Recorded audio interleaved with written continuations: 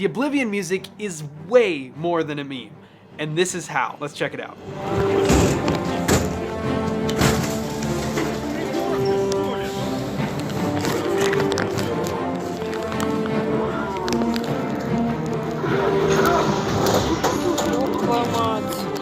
So obviously we cannot go any further without checking out a couple of these different ones. Is there something you need? Can I carry your weapon? Shine your boots? Back rub, perhaps? Oh, gee. You sure? Okay. Well, I'll be hanging around the arena grounds if you need someone to worship the ground you walk on. Bye.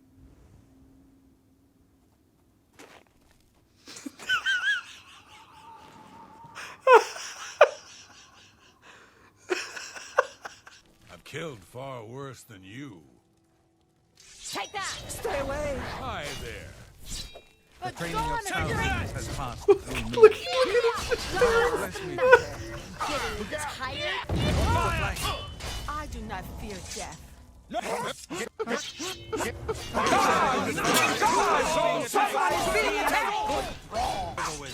Stay away.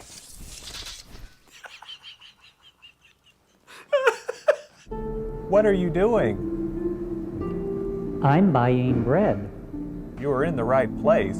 This is a good bakery. So the piece that's used in all of the memes is actually called Harvest Dawn, and it's written by Jeremy Soule, who composed the music for Oblivion. And in fact, when he was talking about writing the music, he said that he didn't actually have any specific characters or situations in mind when he wrote it, but rather he wanted to just comment on the human condition and the beauty of life. Actually referring to a car crash in the middle of writing the music where he rolled his car several times. He only sustained minor injuries, but what an experience. Really puts things into perspective. With that in mind, let's check out Harvest Dawn. Try to listen to it for the music, not immediately think of memes.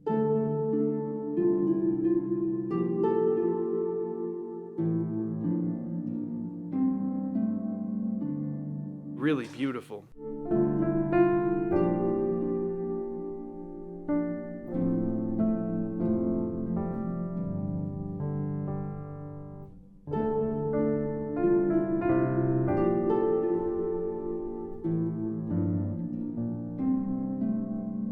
Very simple harmony. One of the things that makes it work so well for these memes is, first of all, it's the context of the game. When we hear this music in the game and people's sort of nostalgia for that, it's the familiarity of when you hear this music in the game and matching that up to these insane, ridiculous situations in real life and some of the bizarre things that can happen in passing in the game, that's part of what makes it hilarious. But there is an art to writing music for video games in such a way that you can listen to it for hours and hours on end and it doesn't get old. It's just the right amount that's there, and it's supplying this atmosphere, but yet it's enough out of your mind and not in the forefront of your focus that it can just sit there and it can just be there for an extended period of time and you don't mind it.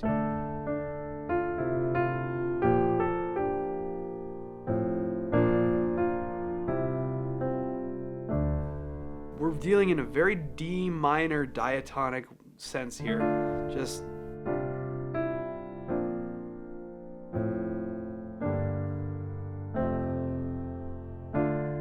pretty much just those chords, right?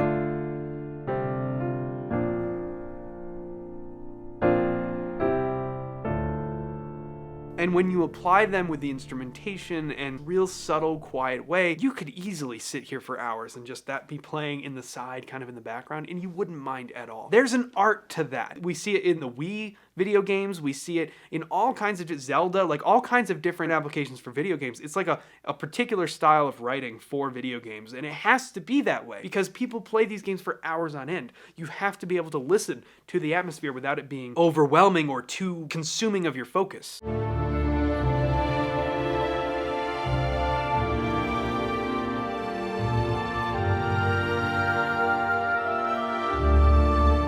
So far, we still have not left that very simple harmonic space of this D minor diatonic overall palette, right? Where we're using D minor, C major, B flat major, A minor, G minor, F major, like these chords that naturally occur if we're using D minor as sort of our palette. We have not left that space yet harmonically, but what we are doing is we're developing this orchestration where we continue to add parts, and the way that Jeremy Soule composed this just continues to stack layers and layers and layers. It creates development without creating harmonic development that would otherwise consume too much of our focus and attention, and therefore it's able to stay in that space of being the perfect accompaniment to playing the game while staying out of your way, but still keeping you in this atmosphere and giving you this sort of feeling that they're trying to evoke with the whole, everything you're seeing as well as everything you're hearing and then doing, of course. This is a great example on how to develop something, create an interesting direction with something without overcrowding it with complex harmony or anything like that. It's just the simplistic harmony that we started with, and we're using the development of instrumentation rather than the development of rhythm or harmony or anything that would take up too much of our presence. It really is this sort of unsung genius of how to make music that is perfect for this application.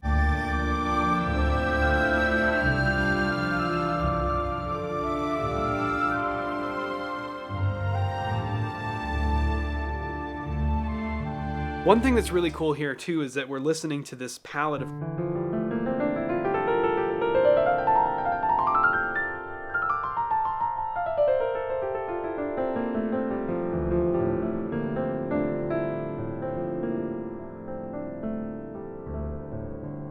this D minor sound. If you're listening to all of the different layers in the instrumentation that's going on under there, what you realize is like there can be so much rub, so many clusters of notes even passed between instruments, because this whole, it's beautiful. Like, listen to this.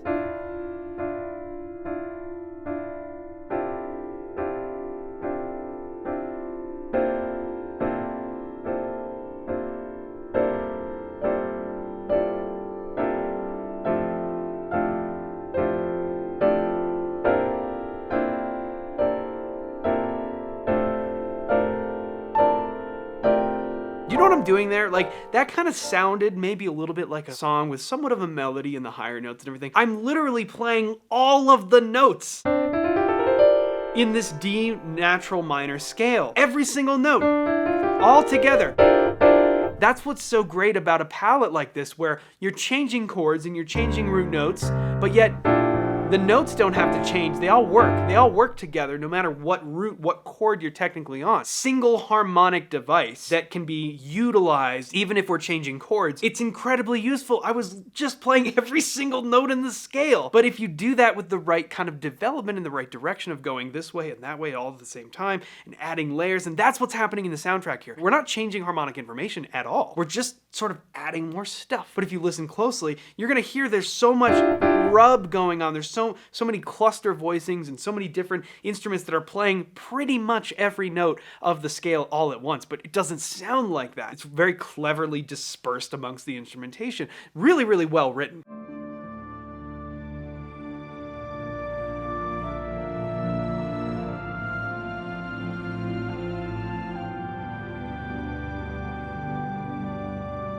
And this is the first time we introduce something that is slightly outside of that harmonic concept. A couple times now we've referred to this G major sound, which...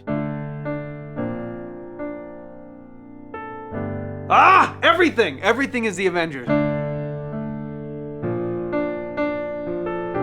It's such a great usage using this...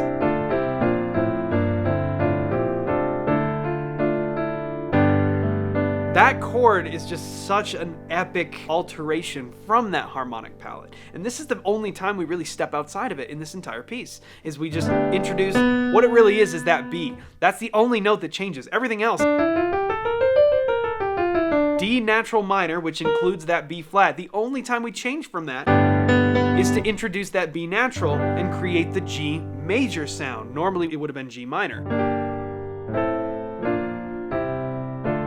Right? That's the normal. But instead of this, we go it creates a little bit of like your ear goes, ooh, kind of has this sort of epic sound. Really, really beautiful.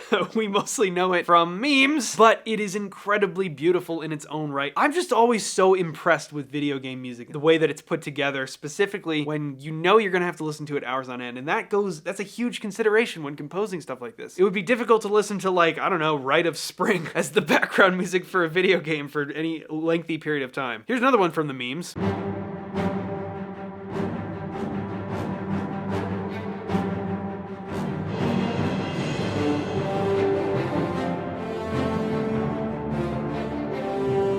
Okay, similar type of thing, even though the application of course is different and we're using more of like, there's a much heavier attack in the strings. I mean, it's combat music, so that makes sense.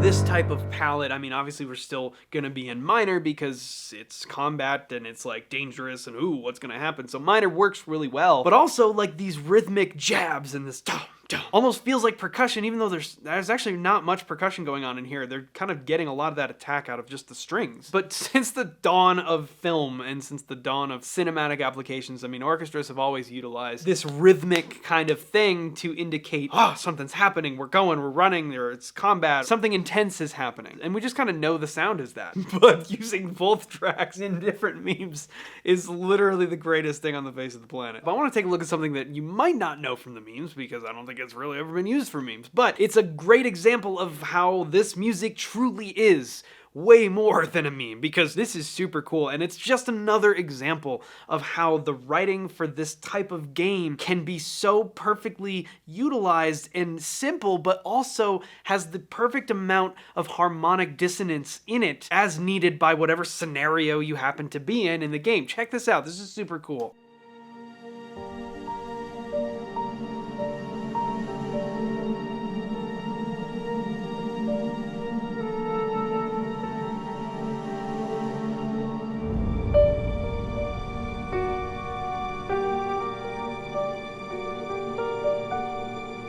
Oh, it's so nice. Like, what a mysterious setup this is. Like,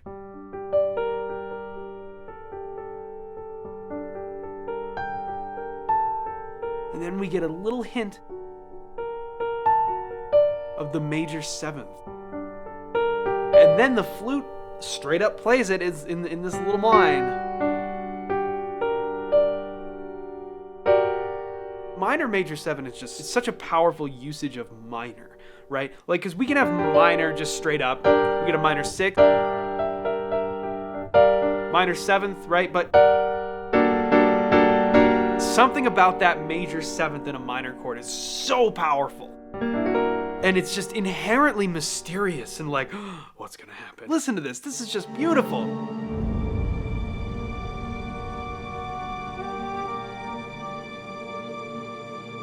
Then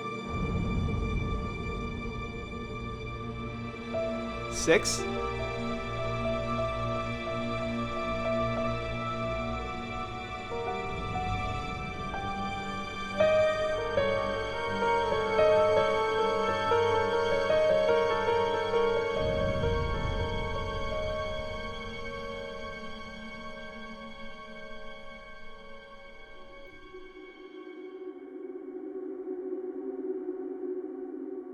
So as we introduce more and more dissonance, we come off of that major 7th and we have the major 6th, and then eventually we go flat 6, flat 5, or sharp 4, whatever you want to consider it. Listen to that palette right there. Woo!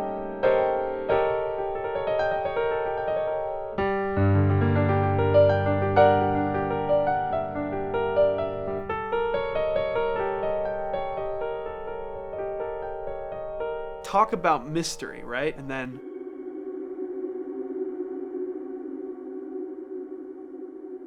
that right there almost sounds like it's just a sound effect, but if I listen really closely to that, might be this diminished, like these stacked minor thirds, C, E flat, G flat, or C, D sharp, F sharp, whatever. That might be what that is there. But it's one of those things where it's like, it could be just a sound effect, or it could be perfectly that diminished chord.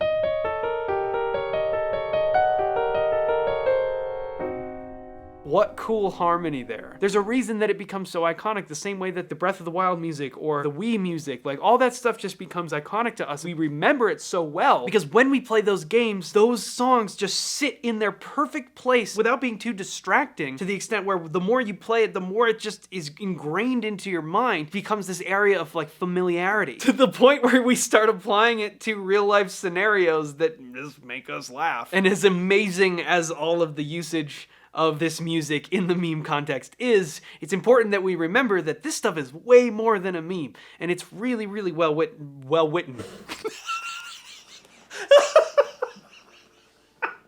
It's extremely well written. And it is worth a listen. Jeremy Soule did a fantastic job on this music, and it is just a pleasure to listen to. So I highly recommend you check it out. And thank you for checking out this video. We will see you in the next one.